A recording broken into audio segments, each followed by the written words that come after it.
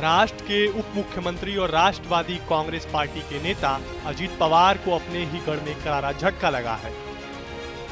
सतारा के फलटण से एनसीपी विधायक दीपक चौहान और पार्टी के वरिष्ठ नेता संजीव राजे नीलांबकर ने अजीत पवार के नेतृत्व वाली एनसीपी छोड़ दी है और चाचा शरद पवार के नेतृत्व वाली एनसीपी एसपी में शामिल हो गए हैं। पिछले कई दिनों से चर्चा थी कि विधायक दीपक चौहान और संजीव राजे निवालकर शरद पवार के गुट में शामिल होंगे।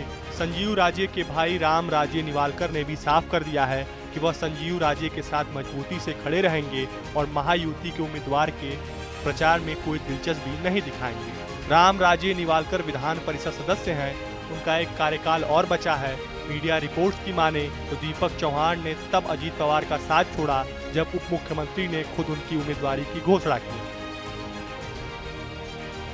दीपक चौहान फलटण सीट से 3 बार विधायक बन चुके हैं। अगर वह चौथी बार विधानसभा में पहुंचते हैं तो इस सीट से सबसे ज्यादा बार विधायक रहने का रिकॉर्ड उनके नाम दर्ज हो जाएगा। दीपक चौहान और नीलांबकर के कदम से सतारा जिले की राजनीति में नया बदलाव आ सकता है। शरद पवार अजीत पवार को सियासी पटकनी देने का एक भी मौका नहीं छोड़ रहे हैं। कुछ दिन पहले ही महाराष्ट्र के पूर्व मंत्री हर्षवर्धन पाटिल भी राष्ट्रवादी कांग्रेस पार्टी शरद चंद्र पवार यानी एनसीपी एसपी में शामिल हो गए थे। वह पुणे जिले के एक प्रमुख राजनेता रहे हैं और वर्तमान में राष्ट्रीय सहकारी चीनी मिल संघ के अध्यक्ष हैं। उन्होंने पिछले सप्ताह भाजपा छोड़ी थी। हर्षवर्धन पाटिल अजीत पवार के कट्टर प्रतिद्वंदी रहे हैं और वो 1995-99 के दौरान शिवसेना भाजपा गठबंधन में कृषि और विपणन राज्य मंत्री रह चुके हैं।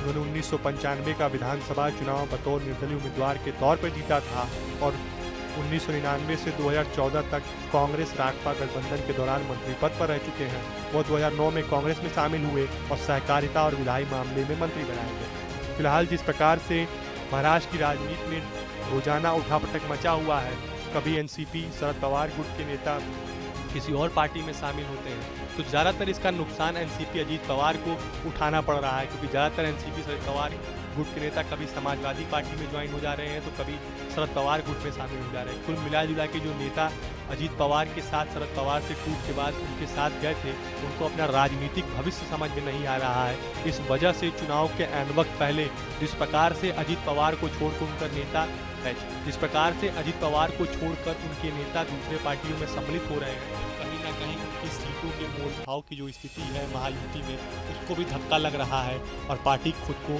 कमजोर पाती नजर आ रही है। फिलहाल आपको हमारा वीडियो कैसा लगा हमें कमेंट बॉक्स में जरूर बताएं। देश और दुनिया की तमाम व यूपी उत्तराखंड की हर छोटी बड़ी खबर के लिए न्यूज़ स्टेट चैनल को सब्सक्राइब करना ना भूलें।